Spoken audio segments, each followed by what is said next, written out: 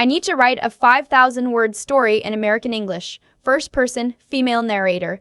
Let me check the used names to avoid them, then write the story. Used names to avoid: Hannah, Roy, Tyler, David, Ashford, Margot, Calloway, Cole, Patrice, Whitney, Eleanor, Preston, Diane, Simone, Serena, Jade, Gerald, Marcus, Nora, Leonard Voss, Dennis, Beverly, Claire Weston, Kevin, Senator Barfield, Paige, Adrian, Roberta, Felicia, James, Barfield, Paige, Adrian, Roberta, Felicia, James. New characters I'll create. Narrator Megan, brother, Derek, husband, Nathan, Army J officer attorney, mom, Sandra, dad, Frank, father-in-law, Colonel Richard, etc.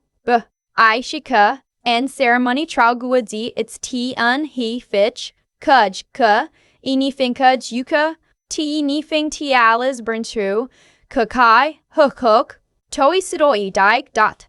Hattigud sid and halt dau etaktigo is pilent plus taiga bla and taikuf to is daga imat and hot try to go ot hunko.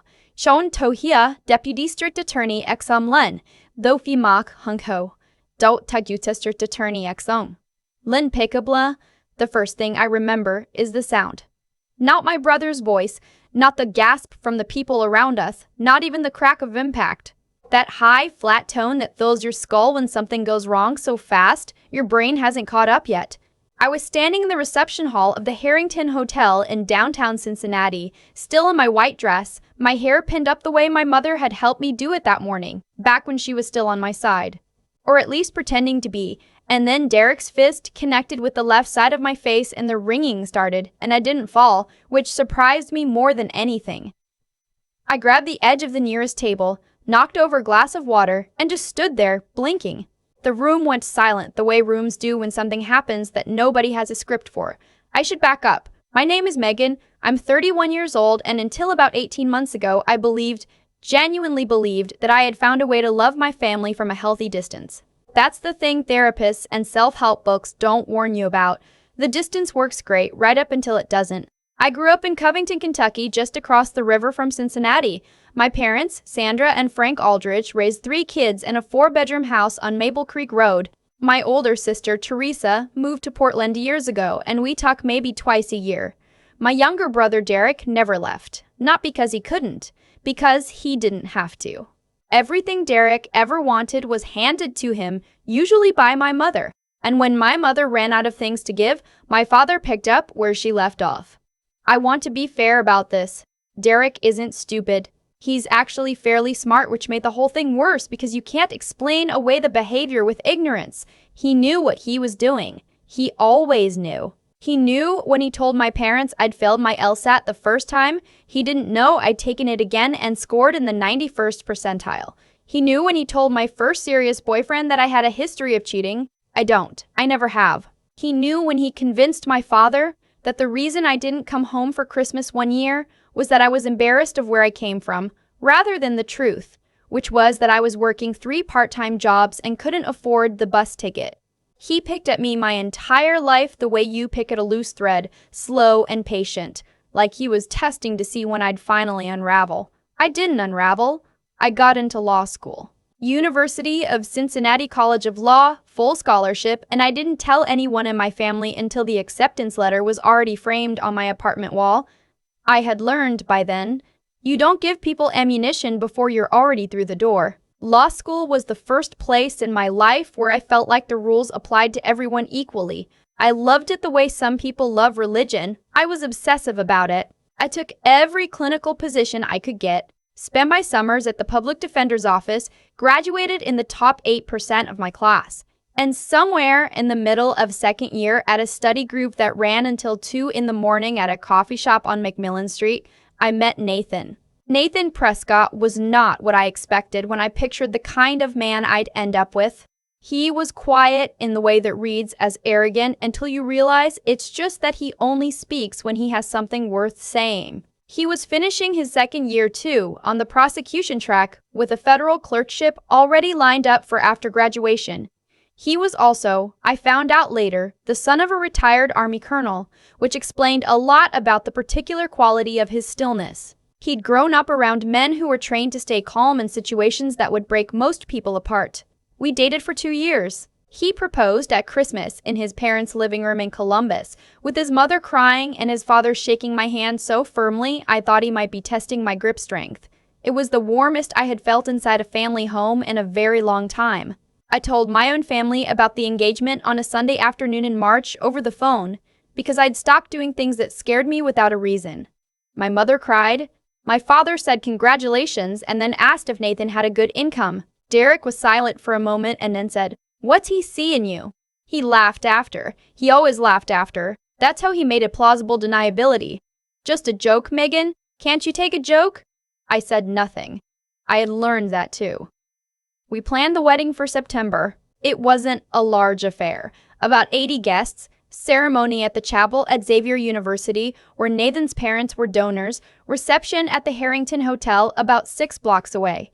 Nathan's family handled themselves with the kind of ease that comes from having hosted events for decades. My family handled themselves the way they always did, which meant Derek arrived at the rehearsal dinner 40 minutes late and spent most of it telling stories that positioned him as the funniest, most interesting, most indispensable person in any room he'd ever entered.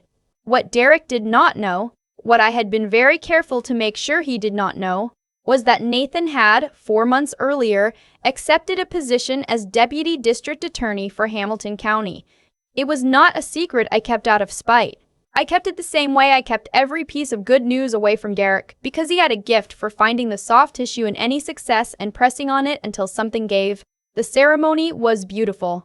I mean that without irony or sentimentality. The light came through the chapel windows in long gold rectangles, and Nathan stood at the end of the aisle with the expression of a man who had made a decision he was completely at peace with. And when I reached him, he took both of my hands and squeezed them twice, which was something he did when he wanted me to know he was paying attention. We said our vows. The reception was a 20-minute drive. I need you to understand the geography of what happened next because the details matter. The Harrington Ballroom had a main entrance off the lobby and a side corridor that led to the coat room. The cocktail hour was winding down. I was standing near the side corridor, talking to Nathan's colleague from the DA's office, a woman named Patricia, when my mother appeared at my elbow and said, in a voice that was trying very hard to be quiet and failing, "Your brother needs to talk to you." I should have known right then. I should have said, "Whatever it is, it can wait." But I had spent 31 years being trained to respond when my family called, so I excused myself and followed my mother down the side corridor where Derek was waiting. He was already angry. I could see it in the way he was standing, weight forward, jaw set. He'd had a few drinks, not enough to be sloppy, just enough to have loosened whatever leash he kept on himself in public. "You didn't put me in the wedding party," he said. I stared at him.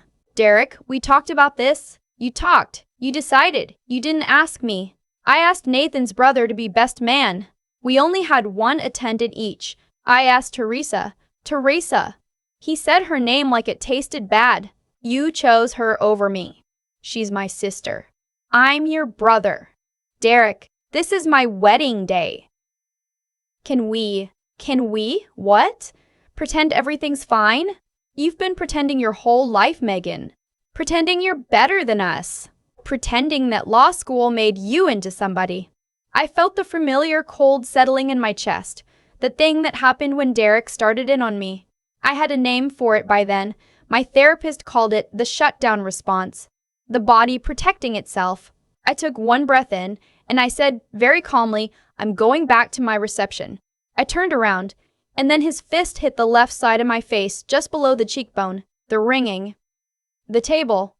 The knocked-over glass. When the world came back into focus, the first thing I saw was Nathan. He had been standing at the entrance to the corridor. I didn't know that. I found out later that Patricia had seen my mother pull me away and said something to him, some instinct, and Nathan had quietly excused himself and followed. He saw the whole thing. He saw Derek's arm draw back. He saw the impact. Nathan Prescott, Deputy District Attorney for Hamilton County, Ohio, took 4 steps into that corridor. He did not raise his voice. He did not touch Derek. He looked at my brother with an expression I can only describe as the total absence of alarm, and he said, "Turn around and put your hands on the wall." Derek blinked. "Excuse me? You just committed felony assault in the presence of a law enforcement officer. I am an officer of the court and I have a duty to detain. Turn around, hands on the wall, now." My mother made a sound like she'd been struck herself. Nathan, this is a family matter. It stopped being a family matter when he threw the punch. He already had his phone out. He was dialing. This is Nathan Prescott, Deputy DA, Hamilton County. I need a patrol unit at the Harrington Hotel on 5th Street. I have a suspect detained for felony assault. Derek put his hands on the wall. I don't know why I remember this detail above all the others, but I remember the pattern of the wallpaper in that corridor, cream with thin gold stripes. I stared at it while Nathan gave the responding officers everything they needed. The incident, the witness, himself as the primary. He was calm in the way that weather systems are calm right before they change everything. My mother was crying. She grabbed my arm and said, "You have to tell them it was an accident. Megan, tell them it was an accident." I said, "It wasn't." Derek was taken out through the side entrance. I found out later he was booked at the Hamilton County Justice Center that night. My father met him there. Neither of them called to apologize.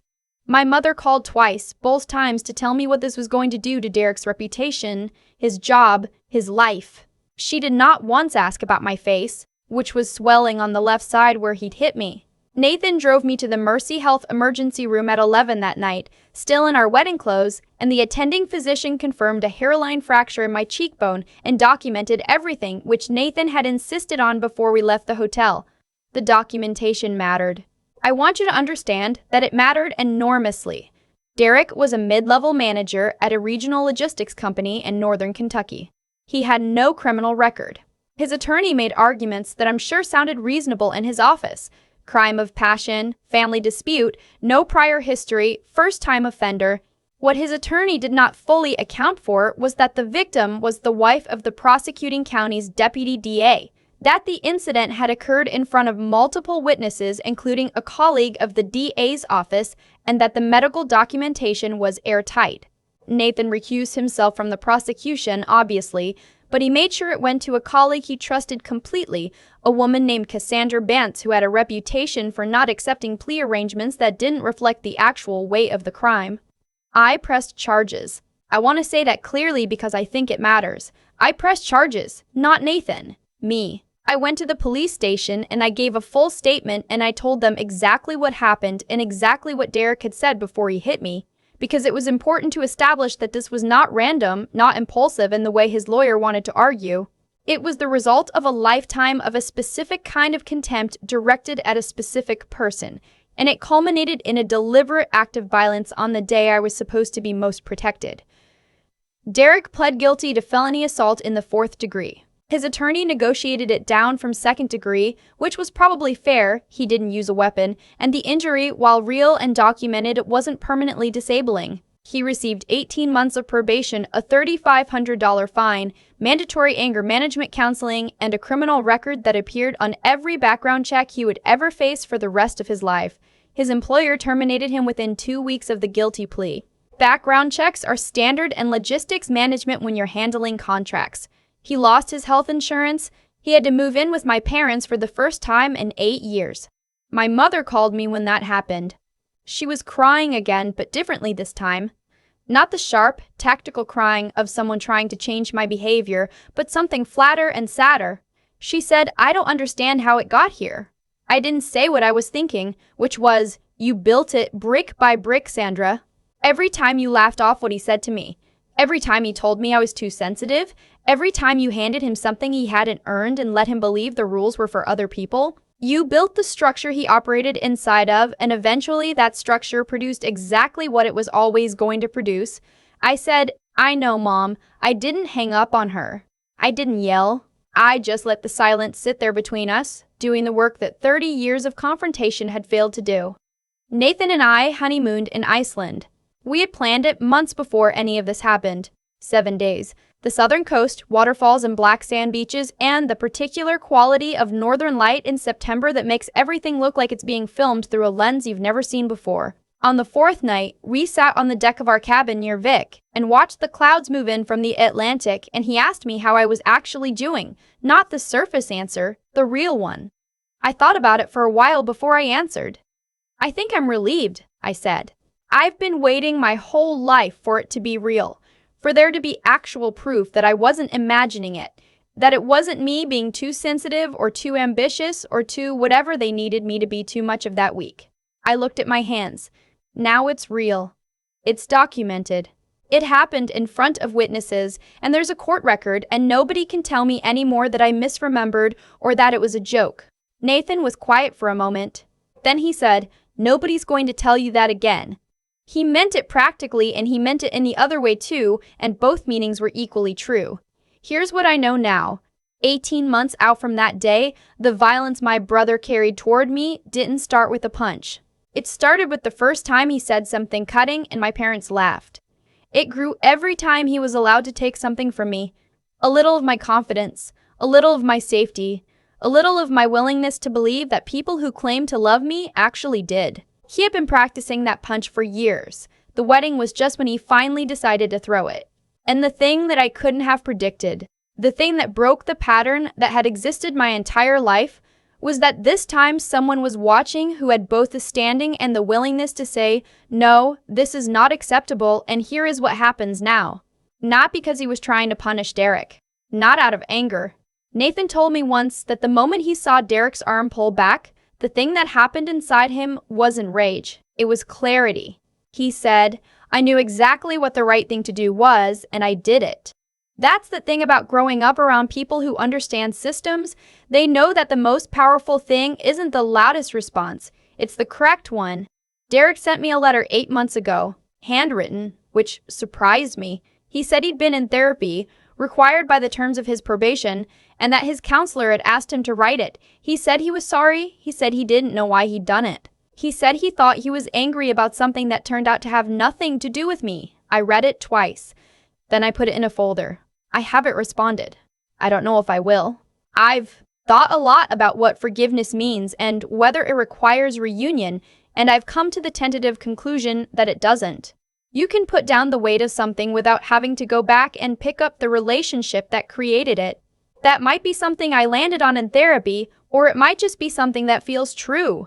I'm still figuring out which parts of myself I built and which parts I absorbed from the people who raised me, and that process takes longer than 18 months. What I know for certain is this. I am a licensed attorney now, admitted to the Ohio State Bar. I work in civil rights law, which is not coincidental. I live in a house in Hyde Park that Nathan and I bought last spring, with a backyard big enough for a dog, which we got in February. Her name is Cleo, and she does not negotiate, which I respect. My mother calls every few weeks. We are polite with each other in the way people are polite when they are trying to figure out if there's anything left beneath the politeness. I don't know yet. I'm not ready to push on it. My father sent a card on my birthday. Just a card, no note, with his signature in the middle. I think that might be his version of an apology. I think that might be everything he knows how to give. I keep the medical report in a folder in my desk drawer. Not because I need it for anything anymore, but because there was a long time in my life when I was told, in ways direct and indirect, that my version of events was not to be trusted, that I was too emotional, too dramatic, too much. And I needed to learn. I had to actually practice learning that some truths don't require anyone else's validation. But it's still nice to have the documentation. Nathan comes home at 6:30 most nights and we cook dinner together, and Cleo parks herself in the kitchen doorway and waits to see if anything drops. Some nights I sit at the kitchen table after dinner, case files open, coffee going cold, and I think about the girl who was standing in that corridor in a wedding dress with her hand on a table and her ears still ringing, trying to understand what had just happened to her. I want to tell her, you already know what to do. You've always known. You just needed one day when the walls were thin enough and the right person was standing close enough and the truth was loud enough that nobody in the room could pretend not to hear it. That day came. And when it did, you didn't fall. I've thought a lot about what actually broke the pattern. Not the punch. The punch was just the moment everything became visible. What broke the pattern was 18 months of choices I made before that day, most of them quiet, most of them unglamorous. Choosing to retake the LSAT instead of accepting the first score. Choosing not to tell Derek about law school until I was already in. Choosing over and over again to protect the next step instead of defending the last wound. There's something nobody tells you about growing up in a family where the rules don't apply equally. You spend so long trying to prove that the unfairness is real that you forget you're allowed to just leave it behind and build something else. I wasted years on that. Years trying to get my parents to see what Derek was doing. years trying to get Derek to acknowledge it, years explaining myself to people who had already decided what I was. What I understand now is that the explanation was never going to work. Not because I was wrong, but because the people I was explaining myself to had too much invested in the version of me that didn't deserve anything. Derek's whole identity required me to be less than him. My mother's whole parenting story required him to be the one who turned out fine. You can't argue someone out of a position they need to survive. What you can do is build something they can't touch. And then, if they come forward anyway, if they walk into your wedding reception and decide that this day of all days is the moment to collect on some debt you never owed, you can trust the structures you put in place to do what structures are designed to do. Nathan didn't save me that night. I want to be clear about that. Nathan did what any officer of the court is required to do when they witness a crime. He did his job. What made it meaningful wasn't that he acted, it's that he didn't hesitate. He didn't look at me first to see how bad it was. He didn't weigh the family politics or calculate the holiday dinner awkwardness. He just knew what the right thing was, and he did it, and that came from who he was long before he ever met me. That's the thing I keep returning to. Character doesn't appear in the crisis, it's just revealed there. Derek's contempt for me didn't start with the punch. It was there at every dinner table, every phone call, every offhand comment he laughed off before anyone could respond. And Nathan's steadiness wasn't something he produced for the occasion. It was something he'd been building his whole life, long before he had any reason to use it on my behalf. I think about Megan from 10 years ago, working 3 jobs, hiding her LSAT prep books, teaching herself not to want things out loud because wanting things out loud gave Derek something to aim at. I think about what I would tell her if I could. I'd tell her that the discipline she's developing, the habit of protecting her next move, the practice of not needing validation before she acts, that's not a coping mechanism, that's a skill, and it will matter more than she knows. I'd tell her that the people who require you to be small so they can feel adequate are not her problem to solve. And I'd tell her that one day she'll be standing in a corridor in a white dress with her hand on a table and her ears still ringing and she won't fall. And the reason she won't fall is because of every single quiet choice she made when nobody was watching. The ringing stops eventually. What's left is just you, still standing.